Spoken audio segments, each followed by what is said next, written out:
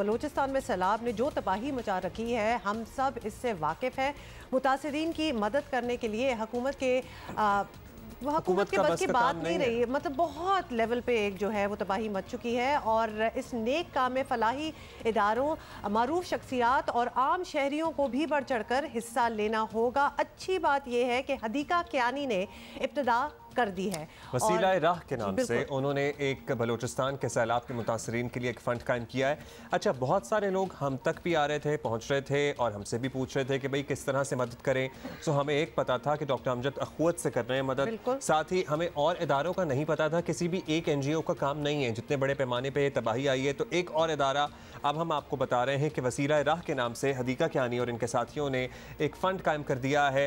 किस तरह से आप इसमें हिस्सा डाल सकते हैं, किस तरह से हदीका और इनके साथी काम कर रहे हैं। 2010 में भी आपको याद होगा कि हदीका ने सैलाब मुतासरीन के लिए अपनी खिदमत पेश की थी, जिस पर एक्चुअली उन्हें UNDP की सफ़ीर भी बनाया गया था और उन्होंने खैबर पख्तूनख्वा के सैलाब ज़दगान के लिए घरों की तामीर में हिस्सा लिया था। ये सारी चीज़ें हम उनकी सक्सेसेस जो हैं बता रहे हैं, तो लिहाजा इट मेक्स सेंस कि अब वो एक्सपीरियंस के साथ आई हैं और ऑब्वियसली कुछ करना चाहिए। Thank you Hadika ji for joining us, it's good to have you over. अब बताइए, वैसे तो अब देना माना करता है कि हम आपसे और बातें करें, लेकिन ये इतना इंपॉर्टेंट इशू है और जिसमें आप बढ़ चढ़ कर हिस्सा ले रही हैं और लोगों को एक्चुअली ज़रूरत थी कि भाई वो किसके साथ ताउन करें। सो आप हमें बताइए, ये किस तरह से आप प्लान कर रही हैं, अब तक कितने फंड जमा हुए हैं, कितनों की ज़रूरत है? देखिए, अस्सलाम वालेकुम। सबसे पहले तो थैंक यू सो मच कि for having me on your show.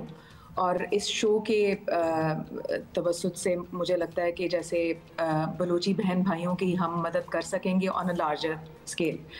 Important बात यह है कि हम सब जानते हैं कि बलूचिस्तान सबसे बड़ा एरिया है और यहाँ पे इस वक्त जो बारिश का और सैलाब का मकाम है वो हिस्ट्री में कहते हैं कि ऐसा नहीं हुआ, क्योंकि ये थर्ड स्पेल जा रहा है विच स्टार्टेड फ्रॉम जुलाई और थर्ड स्पेल कांस्टेंट है, यानी कल तक वहाँ पे हैवी रेन्स थी और मुझे ये पता चला था कि जितने भी बंद वहाँ पे बन रहे हैं या रोड्स वहाँ पे रीबिल्ड करते हैं, रिकंस्ट्रक्ट करते हैं, फिर वो हफ्ते के बाद फिर दोबारा से वो बह जाती हैं। तो इस वक्त जो जनरल एस्टिमेट है वहाँ पे 3 लाख लोग जो हैं वो मुतासर हुए हैं, 3 लाख लोग।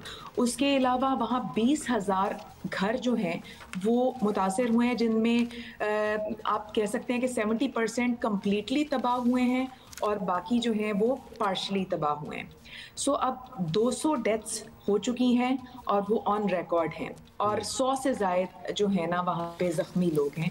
मेरे पास इसका पूरा डाटा जो है वो मैंने इकट्ठा किया, बिकॉज जिस वक्त फ्लड आया तो उस वक्त मुझे एकदम से हुआ कि जैसे अगर अम्मी इस टाइम थोड़ी सी होश में होती, because she is not well, she is very critical right now, तो वो थोड़ा सा भी अगर कॉन्शियस होती तो वो मुझे कहती कि तुम उठो और इस मसले में काम करो। तो मैंने इन एनी केस उनकी थोड़ी कॉन्शियस स्टेट के अंदर उनको ये पैगाम पहुंचाया और बताया उनके पास बैठ के कि मैं वसीला राह स्टार्ट कर रही हूँ अम्मा, और इंशाल्लाह ताला मैं बलूची बहन भाइयों की हेल्प करूँगी।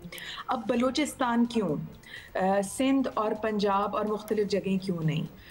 बलूचिस्तान इसलिए क्योंकि ये एक तो सबसे ज़्यादा ग्रेविटी सैलाब की जो आई है वहाँ पे और ज़्यादा तबाही आई है वो बलूचिस्तान में आई है। और ये मेरे पास प्रॉपर स्टेटिस्टिक्स हैं उसके कि पंजाब में और KPK के अंदर या कश्मीर में और सिंध में लोग और मदद मतलब करने के लिए NGOs और मुख्तलिफ इदारे जो हैं वहाँ पे बढ़ चढ़ के कर रहे हैं, लेकिन बलूचिस्तान में जी, और बलूचिस्तान के अंदर इस वक्त हालात ये हैं कि ठीक है आर्मी वहाँ पे काम कर रही है, वहाँ पे PDMA काम कर रही है, वहाँ NDMA काम कर रहे हैं। PDMA जो है वो है प्रोविंशियल डिज़ास्टर मैनेजमेंट अथॉरिटी और NDMA नेशनल, और ये रिलीफ एक्टिविटीज़ वहाँ पे हो रही हैं, लेकिन और गवर्नमेंट भी कर रही है। लेकिन गवर्नमेंट के इस टाइम जो इकोनॉमिक स्टेट से हम गुजर रहे हैं, फाइनेंशियल स्टेट से गुजर रहे हैं, ये आपके और हमारे सामने सबके सामने है ये बात। तो इस वक्त एक इदारा बलूचिस्तान की मदद नहीं कर सकता। इस वक्त हमें कलेक्टिवली मिल के एज अ कॉम इस चीज़ को संभालना है, सुधारना है, इसको हैंडल करना है। तो हदीका, वसीला राह के अंडर आते हुए प्लान क्या है कि कोई रिकंस्ट्रक्शन की हम बात कर रहे हैं, रिहेबिलिटेशन की हम बात कर रहे हैं, उसकी अगर आप कोई तफसील दें।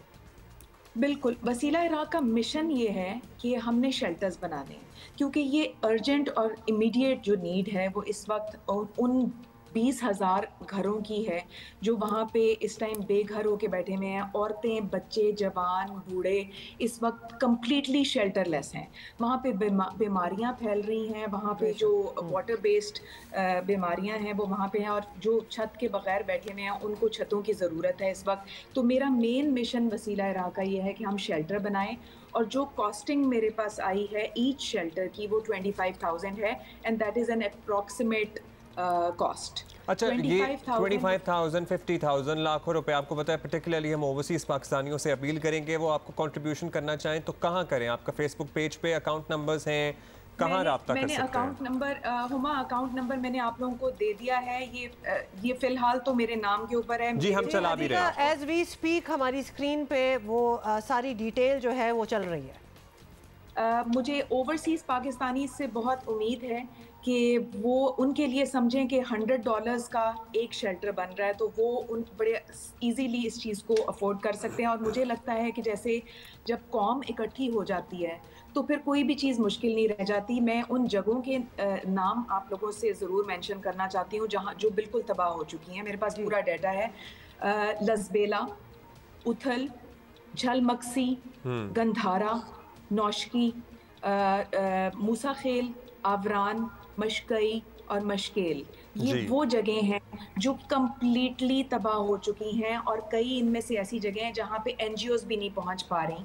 तो हमें उन जगहों के ऊपर शेल्टर पहुंचाने हैं। जी हदीका, ये जो आपने बात किया ना एक्सेसिबिलिटी की, ये do you have a network over there जो कि काम करेगा? नेचुरली जो डोनेट कर रहे होंगे और जो चाहते हैं उनको भी ये इन्फॉर्मेशन चाहिए होगी। आपकी कोई टीम है? पे एक लोकल पॉलिटिक्स होती है which is at play as well. तो क्या आपने देख लिया कि how you'll go about it?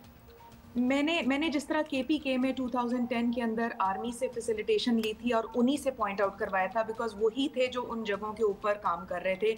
और इस वक्त भी खुदा गवाह है कि बात सच करनी चाहिए। देखें, पॉलिटिकल और जो भी सिनेरियो हमारे मुल्क में चल रहा है, मुझे इस बात का पता है कि इस वक्त आर्मी वहाँ पे मुझे फैसिलिटेट कर रही है और मुझे बता रही है थ्रू आउट। मैंने पूरा अपना होमवर्क घर के बुक्स और जितनी चीज़ें लिख के मैं उनसे पूछ रही हूँ कि मुझे एग्जैक्टली बताएं कि वो एरियाज जहाँ पे इस वक्त कोई हेल्प नहीं है, मुझे उस जगह पे हेल्प करनी है।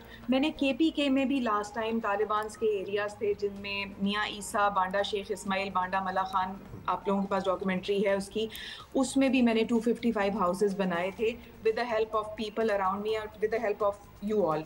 इस वक्त मेरी अपील अपने मीडिया के साथ है, ब्लॉगर्स के साथ है, सेलिब्रिटीज के साथ है कि जो इस चीज़ की अवेयरनेस कर सकता हदीका, है। हम आपकी अपील को रिपीट भी करते रहेंगे और एक दफ़ा फिर हम अपनी स्क्रीन पे एम्प्लीफाई करते रहेंगे कि जी वो नंबर दिखाया जाए।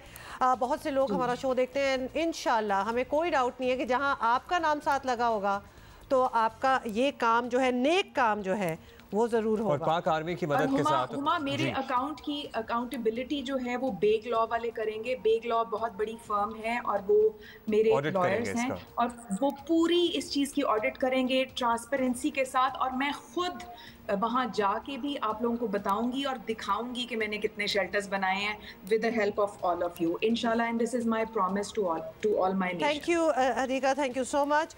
Will talk to you again soon as well. और बहुत अच्छा आप काम कर रही हैं, इंशाल्लाह अल्लाह इसमें बरकत भी डालेगा। सर्च करके भी इनके अकाउंट की तफसीलात मालूम कर सकते हैं। हमने भी अपनी टेलीविजन स्क्रीन पे चलाया है, हम जियो के सोशल मीडिया नेटवर्क्स पर भी ये तफसील डाल देंगे, सेगमेंट डाल देंगे।